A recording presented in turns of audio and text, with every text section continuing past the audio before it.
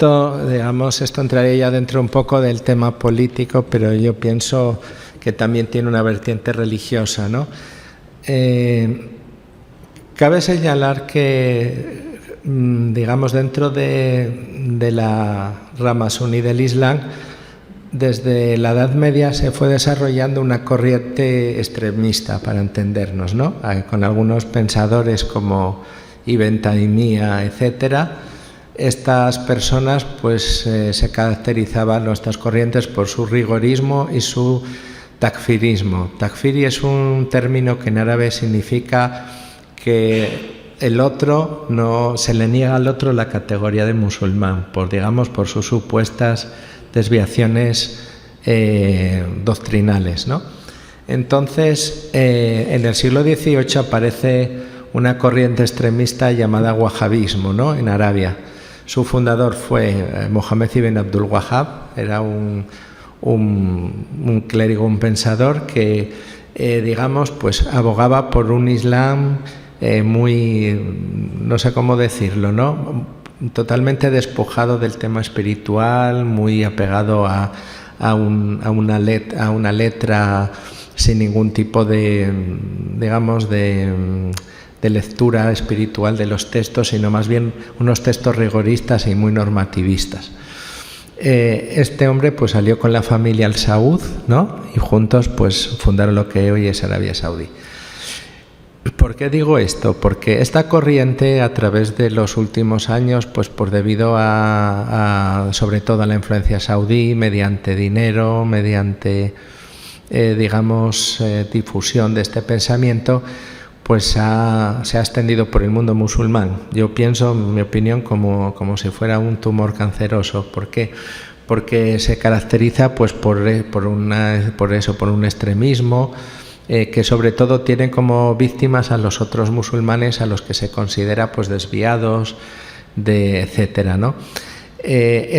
Digamos, pensamiento extremista pues se desarrolló, se convirtió en terrorista fundamentalmente en los años 80, cuando la Unión Soviética invadió Afganistán.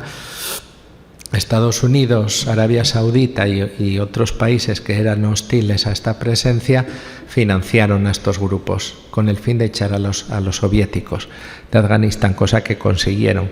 Pero lo que también consiguieron fue crear un movimiento extremista, Al-Qaeda, ¿no? Dirigido por Osama Bin Laden en el caso, y esta pues fue la matriz de un movimiento que, digamos, pues que es cierto de que el mundo musulmán pues ha sufrido agresiones, por ejemplo, pues la invasión de Irak por Estados Unidos, bombardeos en Libia, el tema de la ocupación de Palestina, etcétera, ¿no? Entonces, digamos, una serie de agravios históricos y justificados de los musulmanes pues fueron aprovechados por estos grupos para extenderse, ¿no?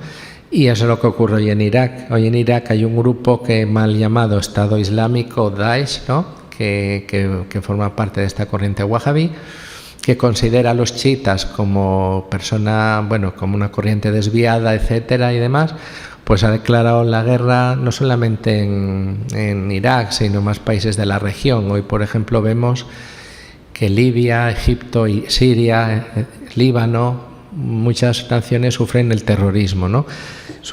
Todos los terroristas son de la misma corriente y desgraciadamente pues muchos de ellos están financiados por países, sobre todo países del Golfo, que buscan utilizar el terrorismo para imponer sus objetivos políticos, ¿no? En este caso, pues uno de los objetivos políticos es derrocar al gobierno iraquí, y esto ha llevado a que pues un movimiento pues extremista, bien financiado, con armas, etcétera, pues haya podido aprovecharse de la debilidad de algunos estados, por ejemplo Irak. Cabe señalar que cuando Estados Unidos invadió Irak hubo una guerra larga hasta que Estados Unidos se retiró en el año 2010, y esta debilidad del Estado iraquí pues ha sido aprovechada por uno de estos grupos para expandirse, ¿no? Y hoy en día pues controla una parte. Cabe señalar, sin embargo, que la población iraquí rechaza a estos grupos. Yo, por ejemplo, ahora que he estado en Irak hace 10 días, he estado en el sur. Digamos, ahí los combates fundamentalmente tienen lugar en el oeste, en la provincia de Anbar y en el norte. Sin embargo, el sur era una zona totalmente tranquila, ¿no? Entonces, digamos, pues hoy precisamente hay una reunión en París para tratar de esos temas. Yo creo que el pueblo iraquí pues tardará años o meses, esperemos que poco tiempo, pero al final va a derrotar a los terroristas, y yo creo que no tanto porque tenga mejores armas o porque el ejército iraquí se reestructure y se convierta en una fuerza grande, sino sobre todo porque el pueblo iraquí rechaza esa ideología. O sea, los musulmanes iraquíes, ya sean suníes, chiíes, cristianos, también pasa en Siria también. Siria, pues una de las iglesias más antiguas del mundo están en Siria y en Irak. Asirios, armenios, son iglesias, y había habido siempre una gran convivencia, ¿no? Yo me acuerdo de hace años hablar con los iraquíes y decían que ellos no sabían cuál era la religión del vecino, nadie le preguntaba. O sea, había una coexistencia grande, y sin embargo estos grupos terroristas pues están destruyendo, intentan destruir el tejido social de estos países, ¿no? Entonces yo creo que la derrota del terrorismo al final va a venir por el rechazo de la población, porque no van a tener, pueden tener armas, pueden tener dinero, pero al final si la población les rechaza no van a poder lograr nada. Por ejemplo, en el tema de los cristianos, Irak y Siria y demás son países donde y Líbano, los países de los cristianos han tenido siempre un papel muy importante. Y bueno, y la paradoja es que ahora, cuando esta gente terrorista, apoyada además por países como Arabia Saudita o Turquía, porque ahora hay recientemente un escándalo en relación a un periódico turco que ha publicado fotos de unos cargamentos de armas enviados por el gobierno de Turquía a Siria, terroristas y tal.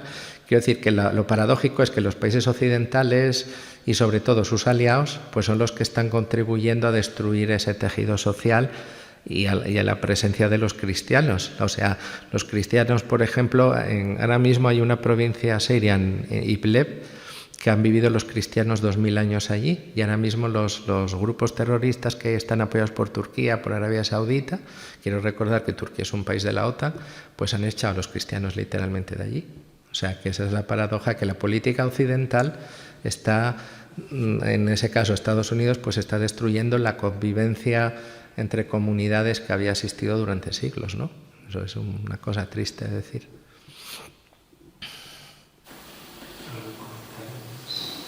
¿Qué significa Wahhabi? Bueno, Wahhabi es un término que se utiliza para esa corriente que dije. ¿Por qué se llama Wahhabi? Porque ellos no les gusta llamarse a ellos Wahhabi, sino unitarios, ¿no? Es una corriente que nació en el siglo XVIII en Arabia Saudí. Como dije, el fundador fue Mohammed ibn Abdul Wahhab. Él escribió un libro que se llamaba Kitabul Tawhid, en el cual pues consideraba que había muchísimas prácticas que llevaban a cabo grupos islámicos, sufíes, etcétera, que digamos se apartaban de lo que él consideraba que era la doctrina ortodoxa, ¿no?, del Islam. Entonces él derivó hacia un pensamiento extremista hasta el punto de que, por ejemplo, pues él acusaba a los que no seguían sus postulados de ser apóstatas, ¿no?, directamente. Por eso de ahí viene un vocablo takfiri en el Islam que, como expliqué, significa excluir, al excomulgar, es como excomulgar en el cristianismo. Entonces, pues él fundó una corriente, fue poco a poco, se rebeló contra el Imperio Otomano y salió con la familia al Saud, ¿no? Entonces, pues en un primer momento, a principios del siglo XIX, los otomanos aplastaron a los wahabíes, que se habían rebelado en Arabia, y posteriormente pues hubo otros choques, ¿no?, con los turcos y demás. Pero bueno, digamos, el éxito que tuvieron los wahabíes fue aliarse con la familia Saud y tomar el poder en Arabia Saudí. ¿Por qué? Porque Arabia Saudí es el primer productor de petróleo del mundo, y con eso ellos han financiado pues grandes mezquitas. Aquí hay una en Madrid, la M30, ¿no?, que es saudí. Han financiado libros, han mandado becas para estudiar a Arabia Saudí a mucha gente joven, etcétera, y ellos han logrado pues expandir su ideología. Y es una ideología pues que, digamos, Yo dentro del cristianismo la compararía quizás con los grupos de la Reforma Protestante como Zwingli o más extremistas, ¿no? En el sentido de que pues consideran que todo lo que se aparta de su ideología, etcétera. Pero ellos van más allá, incluso eso les permite combatir y matar, ¿no? O sea, cuando alguien se desvía. O sea, es una corriente muy extremista que hoy en día pues es la oficial en Arabia Saudita. No sé, pero quizás tú me puedes ayudar como musulmán. Un coche bomba pues con una camioneta de los guardias civiles. Es terrible, pero bueno, vale. Pero un coche bomba en una mezquita. Una explosión en una mezquita. Y yo es que no lo entiendo. No me entra que luego esta persona, digamos, sea del grupo que sea, después pueda decir que Dios lo acoge en su paraíso, como mártir. Sí. Yo pienso que le da un dolor de cabeza a Dios tremendo. Sí. Y los funcionarios que trabajan para Dios pues ya no saben muy bien qué tipo de sello poner, porque le van entrando gente de todos los bandos, todos matados más o menos de la misma manera, cada uno en nombre de su grupo, pero el sentido de misericordia, el sentido de perdón, el sentido... ¿Cómo reacciona la gente de la calle, la gente normal? Bueno, es que eso es, o sea, como he dicho, eso son corrientes minoritarias, pero que ganan influencia, ¿no? Por muchos motivos y demás. Pero por supuesto que eso es una perversión total, porque por ejemplo el Corán dice que quien mate a una persona inocente es como si hubiera matado a toda la humanidad, y esa persona está condenada según nuestras creencias a ser condenada eternamente. Lo que pasa es que estas personas, pues digamos, debido a su fanatismo, consideran que los apóstatas, que son todos los que no piensan como ellos, pues son dignos de morir. Simplemente como hay en el mundo muchos ejemplos de pensamiento extremista, ¿no? Quiero decir, en todo el mundo, pues para el tema de ETA que decías tú, pues sería como si un fanático pensara que iba a liberar, entre comillas, el País Vasco matando un policía de Segovia que estaba trabajando allí, ¿no? O sea, que son hay una serie de mecanismos, eso ya es otro campo, psicológicos, ¿no? De lavado de cerebro, de reclutamiento. Por ejemplo, un problema que hay ahora mismo grande sobre el terrorismo pues es en Internet. ¿Por qué? Porque hay mucha gente joven que no conoce bien su religión, porque no practica, porque en su casa tampoco le dan instrucción, y de repente pues encuentra en Internet a gente que sabe, entre comillas, ¿no? Y esa persona pues sufre un proceso de lavado de cerebro, y eso pues se puede ver incluso aquí en Europa, ¿no? Gente que se ha enterado que una hija de 15 años había ido a Siria, ¿no? Y se había convertido en suicida, ¿no? Y dice, ¿cómo puede ser esto? Pues porque ha estado 2 años en Internet sufriendo un lavado de cerebro hasta que llega un punto que digamos que acepta esos temas, ¿no? Bueno, nosotros la diferencia un poco que hay entre el Corán y la Biblia es que el Corán es una revelación de Dios. O sea que para un musulmán el Corán es palabra divina, ¿no? O sea, no es que sea alguien que escribió, no, sino es palabra directa de Dios, ¿no? Revelación, como los 10 mandamientos son una revelación de Dios a Moisés, etc. En el Islam lo que pasa es que hay una ciencia que estudia por ejemplo, cuando las aleyas o los versículos del Corán son revelados, a veces hay una razón. Y entonces pues hay toda una ciencia que interpreta si una aleya del Corán es general o si es específica, ¿no? Para un tema. Entonces, por ejemplo, quiero hablar sobre el famoso yihad, ¿no? Y demás. En el Corán hay varios versículos que se refieren a temas de conflicto, ¿no? De guerra y demás. Pero todos ellos se armonizan en una ley que dice por ejemplo, referidos a este tema, cuando los musulmanes emigraron de Meca a Medina, durante mucho tiempo, bueno, ellos emigraron lo que se llama la égira, ¿no? Porque en Medina estaban perseguidos por los paganos, por los politeístas, que les hacían la vida imposible y ellos se fueron a Medina, etcétera, ¿no? En ese momento ellos estuvieron 13 años que estuvo el profeta predicando y nunca hubo ningún acto de violencia de su parte. Sí recibieron, porque de hecho hubo ya musulmanes que murieron, mártires, pero ellos no emplearon ningún tipo de violencia porque no estaba autorizado por el Corán. Ellos viajaron a Medina y cuando viajaron a Medina los politeístas pues enviaron una expedición, ¿no?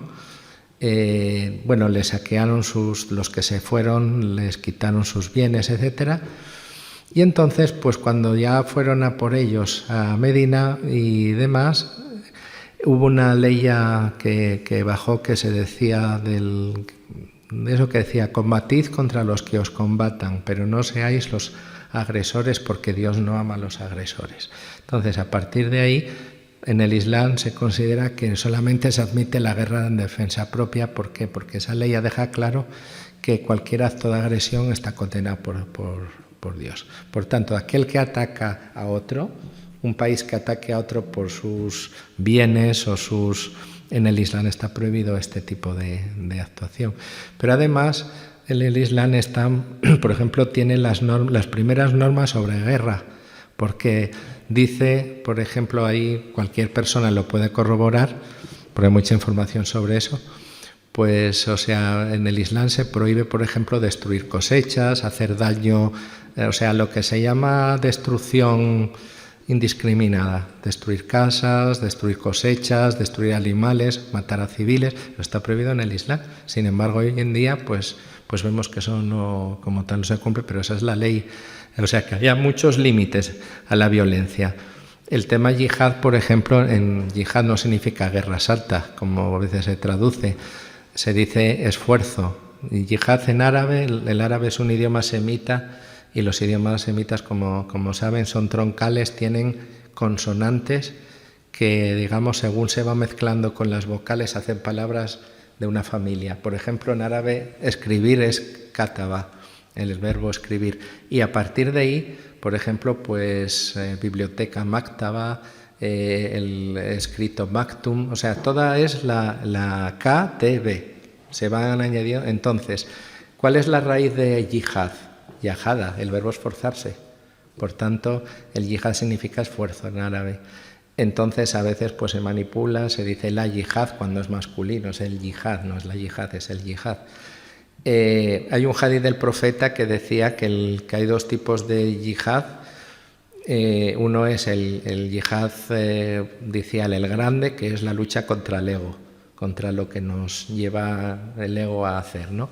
Y la segunda es lo que se decía el combate, pero el combate, como he dicho, pues en el tema defensivo. Por tanto, no se puede equiparar, por ejemplo, hoy en día ya se habla de yihadista, ¿no? Yihadista como equivalente a terrorista.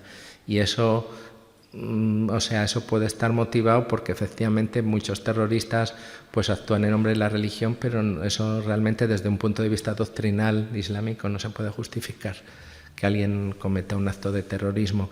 Primero porque es un acto indiscriminado, es un acto de agresión y es un acto que no tiene ningún tipo de, justificación, ¿no? Si uno aplica